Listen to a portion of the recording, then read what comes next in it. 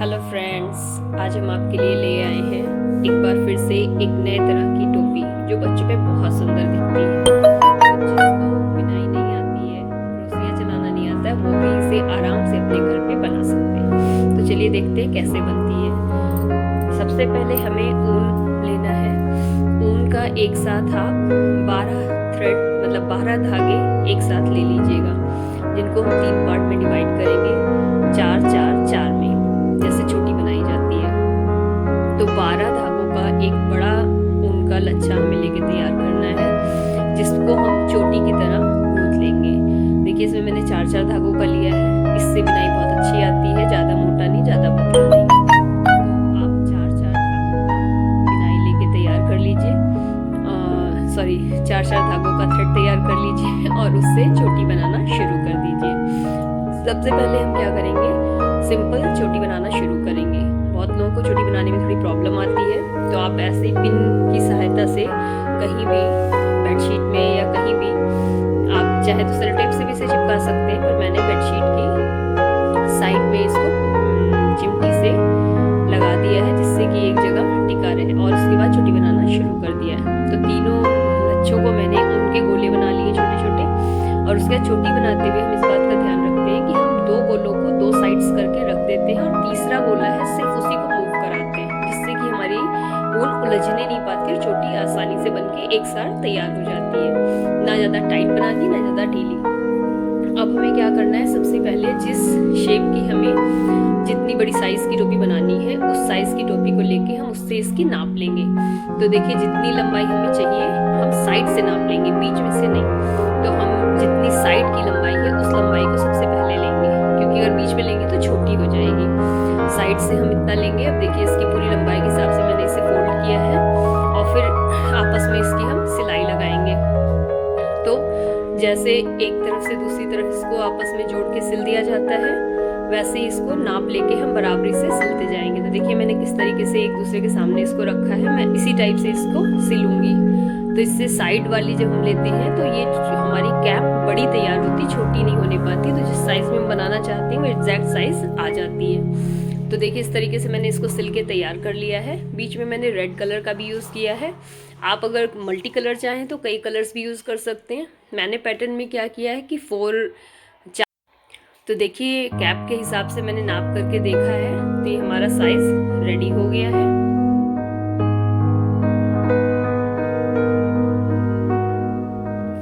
तो अब हम इसमें देखिए ब्लू का मैंने 4 का पैटर्न लिया है और रेड का 2 का। इस तरीके से मैंने पैटर्न तैयार किया है। आप चाहें तो इसमें एक ही रंग का या मल्टी कलर का ले सकते हैं। मैंने 4 लाइन ब्लू की लगाई है, 2 लाइन रेड की लगाई है। मुझे अच्छा लग रहा था कॉम्बिनेशन। आप अपने हिसाब से कलर कॉम्बिनेशन ले सकते हैं। तो देखिए मैं इसे नाप रही हूँ। अभी मेरा टोपी के अकॉर्डिंग ये रेडी लगभग हो गया है। तो अभी मैंने 1 साइड से नापा है, इसे फोल्ड करके नापेंगे, क्योंकि टोपी की 2 साइड्स होती हैं। अभी देखिए कुछ कम दिख रहा है, 4 और 2 मिला के 6 अभी बाकी है।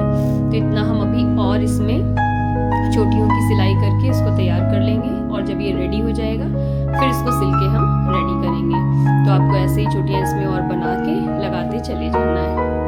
ये निटिंग बहुत ईजी और बच्चों के लिए बहुत अच्छी रहती है, बहुत ही सॉफ्ट भी होती है। तो आप इसे जब चाहे रेडी कर सकते हैं। और जो इसको पहली बार देख रहे हैं, जिन्होंने इससे पहले मेरे वीडियोस नहीं देखे हैं, मेरे नए व्यूअर्स हैं, प्लीज़ आप मेरे चैनल को सब्सक्राइब कर लीजिए, क्योंकि मैं इस तरह के अक्सर हर दूसरे तीसरे दिन वीडियोस लेके आती रहती हूँ, जिससे आपको अपने बच्चों के लिए घर की चीज़ों से कुछ भी बनाना बहुत ईजी हो जाता है। तो प्लीज़ मेरे इस चैनल को सब्सक्राइब कर लीजिए, जिससे हर बार मेरे नए वीडियोस आपको सबसे पहले मिल जाए। और हाँ, जो भी आपके फ्रेंड्स हो उनको इनको शेयर करना ना भूलिएगा, जिससे वो भी नए तरीके से निटिंग करना सीख पाए।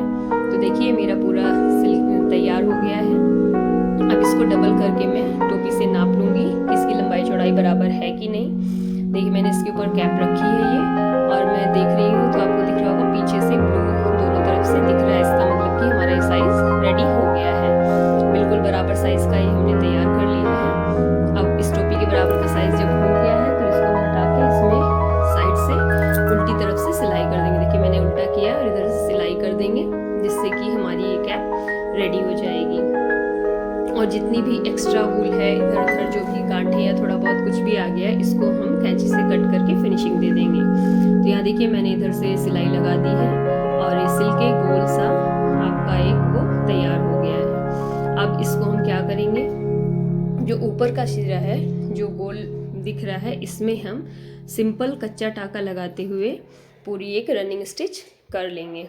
थोड़ा बड़ा बड़ा गैप देते हुए हम इसमें कच्चा टाका लगाएंगे और पूरी रनिंग स्टिच करके रेडी कर लेंगे। इससे हमें इसको एक शेप देने में आसानी हो जाएगी।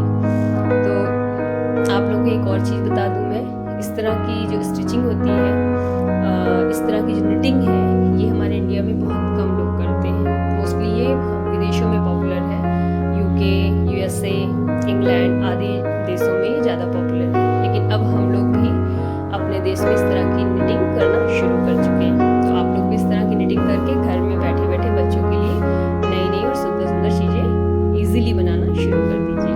तो देखिए इसको जो रनिंग स्टिच कर रहे हैं, इसको करते हुए हम इसको रेडी कर लेंगे। और जब ये पूरा हमारा सर्किल में स्टिच हो जाएगी तो इसको हम काफ़ी टाइटली खींच के इसके बीच के गैप को फिल कर देंगे। तो आप देखते जाइए कैसे कंप्लीट होता जाता है। और इसमें चूंकि रेड ऊन जो मेरा था, इसकी जो मैंने चोटी बनाई थी, तो इसका जो लास्ट में थोड़ी सी चोटी बच गई थी, तो मैंने इसको ऐसे ही छोड़ दिया था क्योंकि मैंने सोचा था आगे इसको मैं यूज़ कर लूँगी। देखिए मैंने इसको बाहर निकाल दिया है, उल्टी साइड से करते हुए मैंने इस चोटी को बाहर कर दिया है। वो सिर्फ इसलिए कि आगे चल के जब हम इसको तैयार करेंगे तो ये चोटी हमारी बाहर निकल आएगी, बिल्कुल सिर के पास से जहाँ हम पॉम बॉल लगाते हैं, तो वहाँ से ये चोटी बहुत सुंदर दिखाई देगी। तो इसलिए हमने इसमें चोटी को बाहर कर दिया है। अगर आपने ये पहले से नहीं बनाई है और आप बनाना चाहते हैं तो आप अलग से भी एक चोटी बना के उस जगह पे इसको सिल सकते हैं। पर मेरी चोटी बची हुई थी, मैंने कहा उसी में मैं इसको सेट कर दूंगी तो अच्छा भी लगेगा और अलग से मुझे लगानी नहीं पड़ेगी। तो देखिए इसको खींच के मैंने इसके बीच के होल को छोटा कर लिया है। हाथ से हम इसको सेट करते जाएंगे। पहले टाइटली खींच के इसको एक पास ले आते हैं। अब चूंकि एक पास होने से इसका शेप बहुत बिगड़ा सा दिखेगा, तो इसको हम थोड़ा थोड़ा ढीला करते हुए अपने हाथ से सेट कर लेंगे, जिससे कर्व जैसा शेप आ जाएगा। और सेट करने के बाद जब हम देखेंगे कि हमारा सही से टोपी सेट हो गई है, तो हम ऊपर के इस छेद को क्रॉस स्टिच करते हुए, सिलाई करते हुए सुई से फिल कर देंगे, जिससे कि ऊपर जो गैप है वो बंद हो जाएगा, फिल हो जाएगा और वहाँ से हवा नहीं घुसेगी। और एक्स्ट्रा ऊन जो भी दिखे उसको आप कट करके फिनिश कर लीजिएगा। मैंने भी नहीं किया है, पहले मैं पूरी अपनी सिलाई कंप्लीट करूँगी, उसके बाद इसकी फिनिशिंग करूँगी। तो आप चाहे पहले कर लीजिए चाहे बाद में करिए, वो आपके ऊपर है। तो देखिए जितना भी बीच में स्पेस बचा हुआ था उसको मैंने सुई से करके फिल कर दिया है और इस तरीके से ये रेडी हो रहा है। आप भी इस तरीके से जितना गैप दिखे उसको फिल कर सकते हैं। उसके बाद आपका ये कैप बन के तैयार हो जाएगी। पर प्रॉपर गांठ जरूर लगाइएगा, क्योंकि अगर गांठ ढीली हुई और खुल गई तो आपकी टोपी खुल जाएगी। तो बस आपको इस तरीके से इसमें अच्छे से गांठ लगा के इसकी सिलाई कर देनी है और जब ये तैयार हो जाएगा तो इसको आप सीधे कर सकते हैं। तो आप लोग मेरा अगर रेगुलर ये चैनल देखते हैं तो बहुत अच्छा है, बट अगर अभी आप नए नए देख रहे हैं तो प्लीज़ मेरे इस चैनल को लाइक एंड सब्सक्राइब जरूर करिएगा, क्योंकि आपके सब्सक्राइब करने से मैं आपके लिए और भी ज़्यादा अच्छा कुछ लेके आ पाऊँगी और हर बार आपके लिए कुछ नई नई चीज़ें लाती रहूँगी। जैसे मैं नेक्स्ट वीडियो में अपने फिंगर निटिंग के जरिए आपको मफलर बनाना सिखाऊँगी। वो मफलर जो बच्चों या बड़ों सबको एक साइज़ में आ सकता है और बहुत ही ईजी है, जो बहुत जल्दी तैयार हो जाएगा फिंगर निटिंग के जरिए। जैसे मैंने पहले एक कैप भी बताई थी आपको। तो देखिए इस कैप को मैंने सीधा कर दिया है। देखिए कितना बढ़िया, कितना सुंदर लुक इसका आ रहा है। और इसमें जो मैंने चोटी छोड़ी थी वो भी इसमें बहुत अच्छी लुक दे रही है। और नीचे से इसके जो कंगूरे जैसे बन के आए ये भी बहुत अच्छे लग रहे हैं। तो आप भी इसको अपने घर पे ट्राई कर सकते हैं, बच्चों को ये बहुत अच्छा लगेगा। और ये जो चोटी बची थी इसको मैंने कटिंग ना करके बाहर निकाल दिया, जिससे लुक अच्छा आ रहा है। और इसके साथ जो एक्स्ट्रा ऊन है, इस ऊन को मैंने बहुत लूज गांठ इसमें लगाई थी, इसको हम खोल देंगे। और जो एक्स्ट्रा ऊन है इस ऊन को हम रोल करके, जैसे पॉपकॉर्न बॉल बनाते हैं वैसे इस ऊन से हम गोल गोल करके इसकी एक छोटी सी पॉपकॉर्न बॉल तैयार कर लेंगे, जो इस चोटी के साथ लग के बहुत अच्छी लगे। देखिए इस तरीके से आप इसको गोल करके और बीच में एक धागा बांध देंगे तो ये बिल्कुल पॉपकॉर्न बॉल जैसा बन के तैयार हो जाएगा। आप चाहें तो अलग से भी बना के लगा सकते हैं, बट इसमें बचा हुआ है तो मैंने कहा इसी से मैं इसको रेडी कर सकती हूँ। तो देखिए इसको हम इस तरीके से गोल करके तैयार करके कैंची से कट करके पॉपकॉर्न बॉल इसमें मैंने रेडी कर ली है। ये देखिए कितनी सुंदर, कितनी अच्छी कैप मेरी लग रही है। आपको भी अगर ये अच्छा लगा तो प्लीज़ मेरे चैनल को लाइक एंड सब्सक्राइब जरूर करिएगा। Thanks for watching my video. देखिए कितना अच्छा लग रहा है, मेरे बच्चे को ये बहुत पसंद आया। अब मैं आपको पहना के दिखाती हूँ। इसका लुक बहुत अच्छा आता है।